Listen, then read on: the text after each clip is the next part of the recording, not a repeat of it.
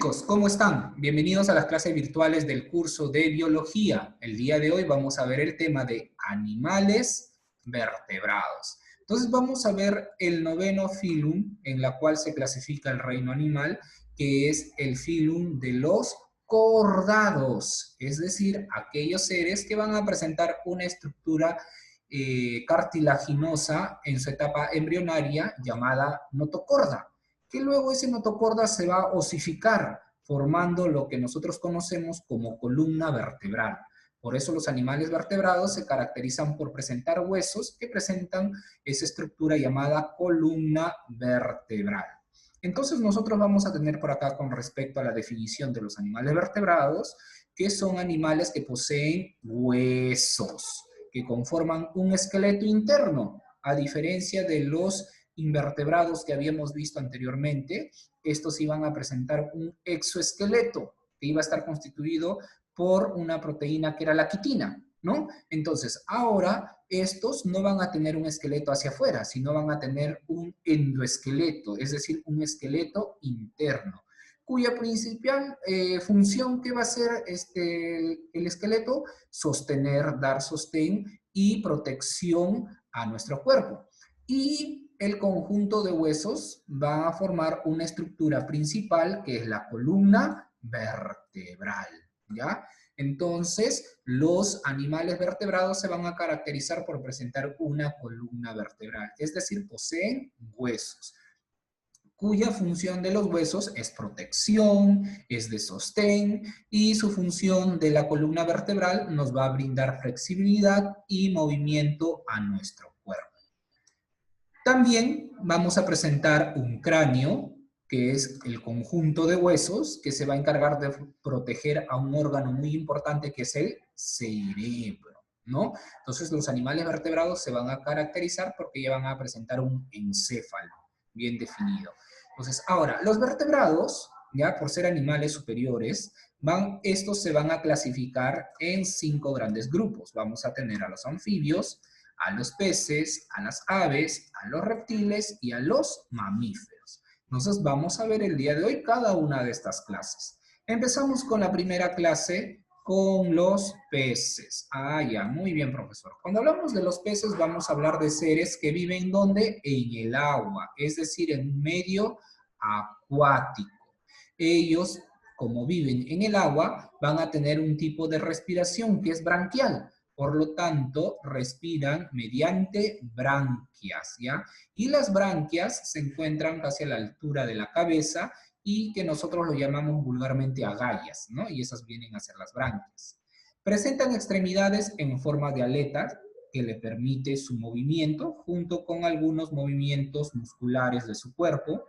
Su cuerpo de los peces va a estar cubierto de escamas, presentan una piel cubierta de escamas, piel cubierta de escamas. Estos van a reproducirse, la fecundación es externa, es decir, la hembra pone los huevos, luego el macho los fertiliza externamente y por lo tanto son ovíparos, porque se reproducen por huevos. Ahora, los peces se van a clasificar en 3 grupos, que vamos a tener a los acnatos, que son considerados los peces sin mandíbulas, ¿ya? Como la lamprea, los peces con esqueleto cartilaginoso, ¿ya? Con esqueleto cartilaginoso como el toyo, y los peces con esqueleto óseo, ¿ya? Los peces con esqueleto óseo, como la mayoría de peces que nosotros comemos en nuestra mesa, ¿no? Aquellos que tienen las espinas que llamamos, profesor, esos son peces con esqueleto óseo. Y los peces que tienen esqueleto cartilaginoso son aquellos que tienen un esqueleto blanquecino, como por ejemplo el toyo, el tiburón, que son peces que presentan este tipo de esqueleto.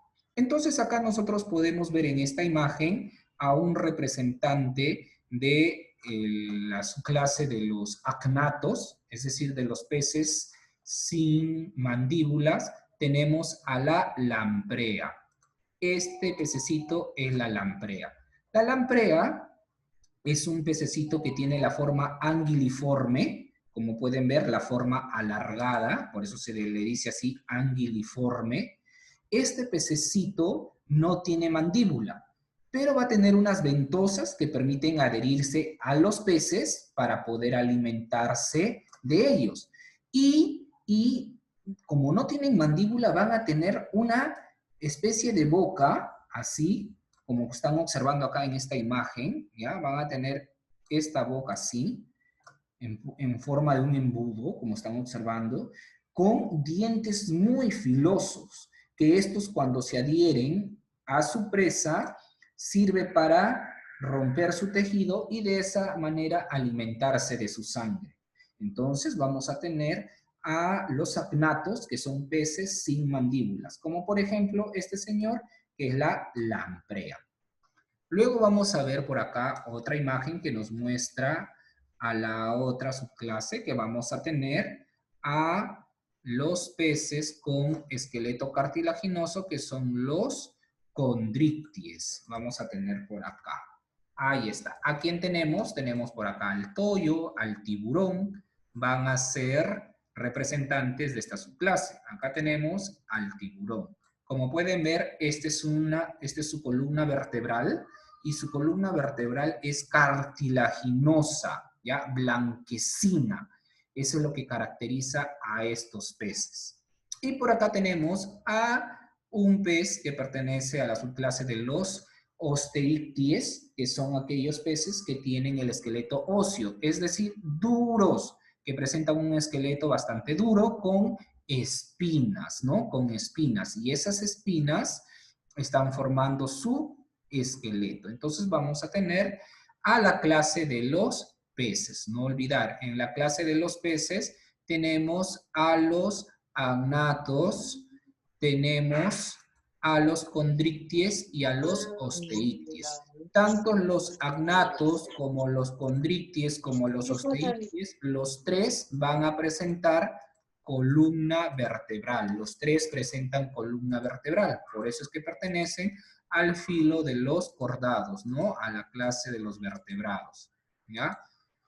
Luego tenemos a los anfibios. Cuando hablamos de los anfibios, vamos a hablar de aquellos únicos vertebrados capaces de poder sufrir el proceso de metamorfosis, ¿ya? Es decir, que tienen un proceso de cambio.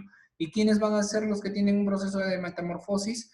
Mayormente son los que pertenecen a las clases de los anuros, que vienen a ser, a esta orden de los anuros, que viene a ser los sapos, las ranas, ¿sí?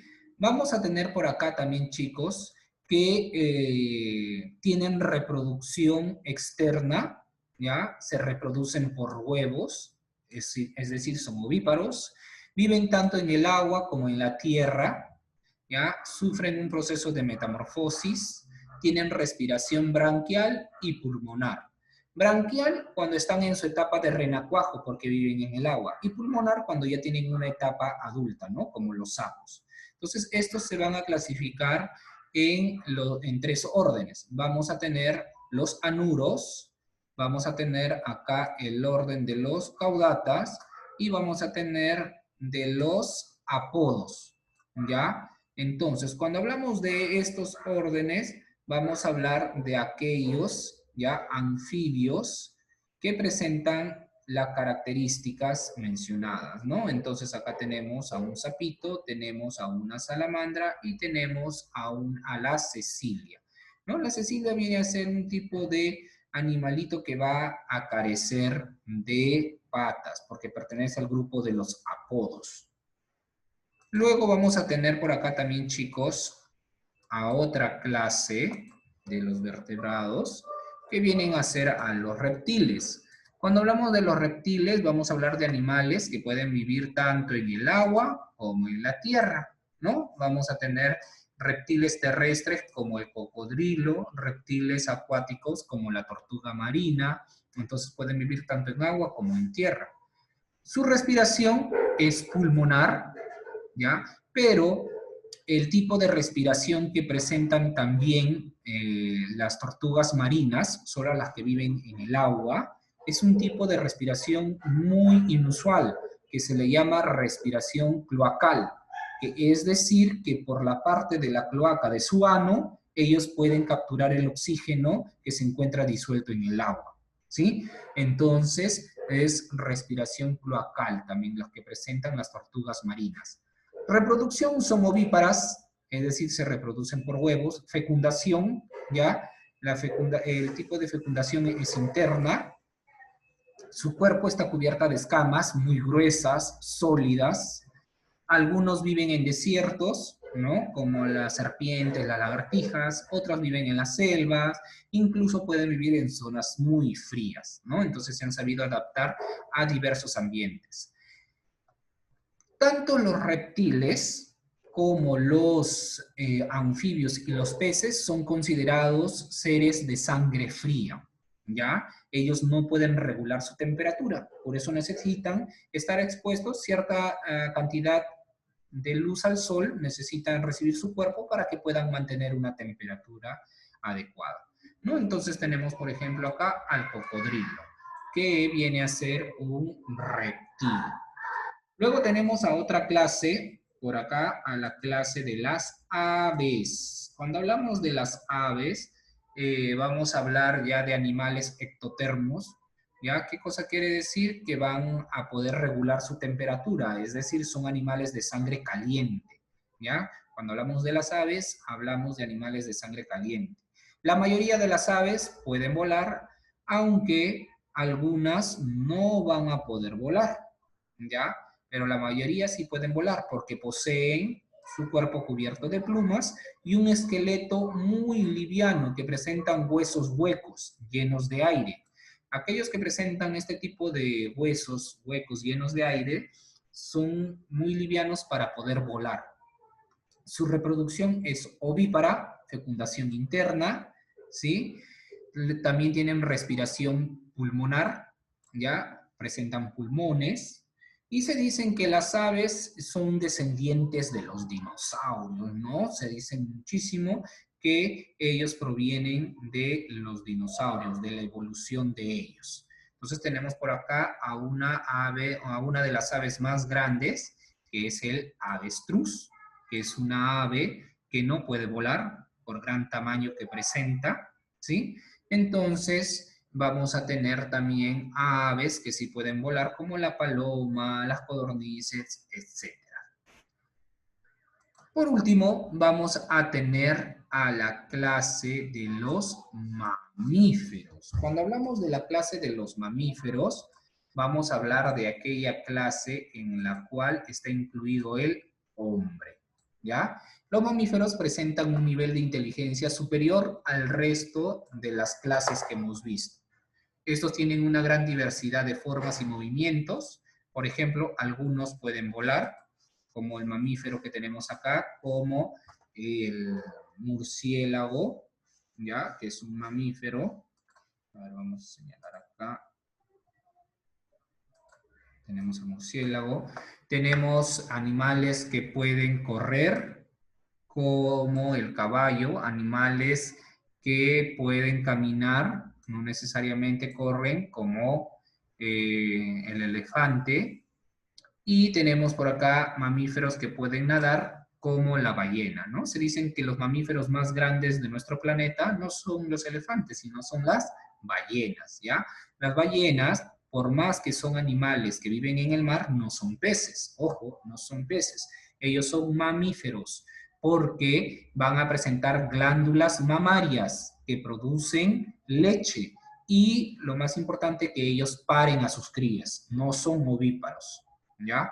Entonces, por acá tenemos su reproducción es sexual, ¿ya? Fecundación interna, son vivíparos, paren a sus crías. La hembra presenta glándulas mamarias, por eso es que caracteriza a este grupo como mamíferos, ¿no? Tenemos representantes como la ballena, tenemos el delfín también, que es un mamífero acuático, tenemos al elefante, tenemos el murciélago, el caballo, nuestro perrito, nuestro gatito, en fin, incluido el hombre que está perteneciendo a esta clase de los mamíferos, aquellos que van a parir a sus crías, y la especie hembra, solo la especie hembra presenta glándulas mamarias que segregan leche, ¿no?